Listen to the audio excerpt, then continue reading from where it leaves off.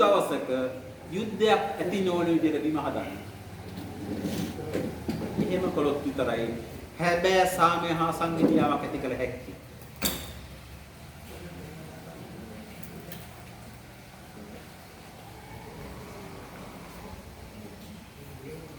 හැබැයි මේ මොහොතේ අපි මොකද්ද කරමින් ඉන්නේ? ලංකා ඉතිහාසයේ අර මං ඉස්සෙල්ලා කිව්වා වගේ 82 දී ජේ.ආර්. ජයවර්ධන මැරබලයේ යොදලා උත්සාහ කරා උතුරේ ඡන්දේ ගන්න. හැබැයි උතුරේ දෙමළ ජනතාවගේ ඡන්දේ දකුණේ ආණ්ඩුවකට හම්බුනේ නැහැ. හැබැයි ලංකා ඉතිහාසයේ පළවෙනි වතාවට පහුගිය මැතිවරණයේදී ඒක වෙනස් වුණා. පහුගිය මැතිවරණයේදී උතුරේ සාම්ප්‍රදායික දෙමළ දේශපාලන පක්ෂවලට ඡන්දෙ නොදී උතුරේ ජනතාව දකුණේ දේශපාලන ව්‍යාපාරයකට ඡන්දෙ දුන්නා. අපි මෙන්න මේ සාමය හා සංහිඳියාව අපේක්ෂා කරන අය මෙන්න මේ මිනිසුන්ගේ මතය තේරුම් ගන්නවා. මිනිස්සු ඉන්න තැන තේරුම් ගන්නවා. ඒ වුන් තීරණය කළා තව දුරටත් මේ ජාතිවාදී රැල්ල ඔස්සේ යන්න බෑ.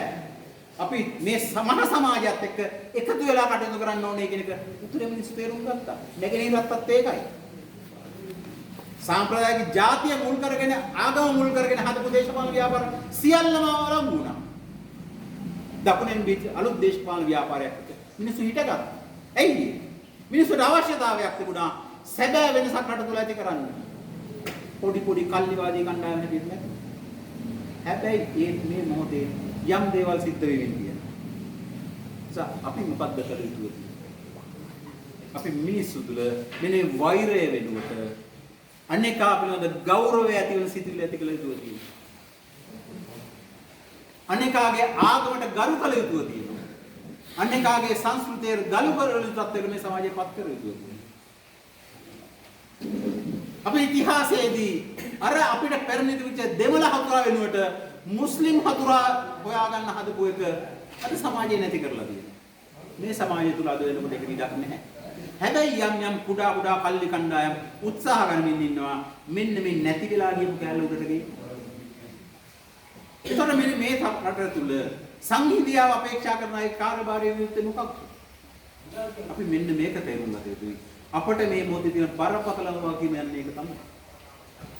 අපි මෙන්න මේ තන එලි බහින්න සූදානම් වෙන කල්ලි කණ්ඩායම් වලට උත්තරයක් දෙන්න.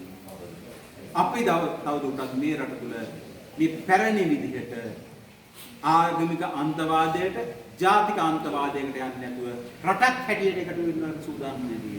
අපි ඉන්නේ එතනේ කියන පණිවිඩය අපි දෙන්නේ.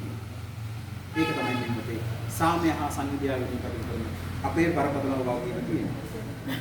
නිසා අපි මේ තැනින් මතුවෙන බෝරනාඩු වලට බය නැතුව අපි කටයුතු කර යුතුව තියෙනවා. මොකද අපි මේ විදිහට බය නැතුව ඊටම හොඳින් මොරදිය යුතුව තියෙනවා. අපි යුද්ධයට විරුද්ධයි. අපි තව දුරටත් මේ රට තුල නැවත යුද්ධයක් ඇති වෙන තැනට කටයුතු කරනවට අපි විරුද්ධයි. ඒක බය නැතුව ඕනෑම තැනක කියන්න තරම් අපි ශක්තිමත් වෙන්න ඕනේ. අපි ශක්තිමත් නැති හින්දා තමයි කුඩා කල්ලි කණ්ඩායම් උත්සාහ දරමින් ඉන්නේ වෙනත් මත ගෙනල්ලා මේක ඇතුලේ කතා කරන්න බැල කරා. මොකද මේ වෙලාවේ විශාල වශයෙන් රාජ්‍ය නෝන සංවිධාන නිෂ්ක්‍රීය තත්ත්වයකට නැවතපත් වෙලා තියෙනවා. නැවතවතාවක් මෙන්න මේ රාජ්‍ය නෝන සංවිධාන වලට සිවිල් සංවිධාන වලට වගකීමක් තියෙනවා. විසිල් සංවිධාන බවට පත් වෙන්නේ නැතුව සැබෑ සිවිල් සංවිධාන හැටියට මෙන්න මේ සමාජයේ නැවතවතාවක් දැනුවත් කරමින් වැඩේට බහින්න. එහෙම නැත්නම් අපි නැවතත් පරණ තැනට යන්න ගමන් කරන්න වෙනවා.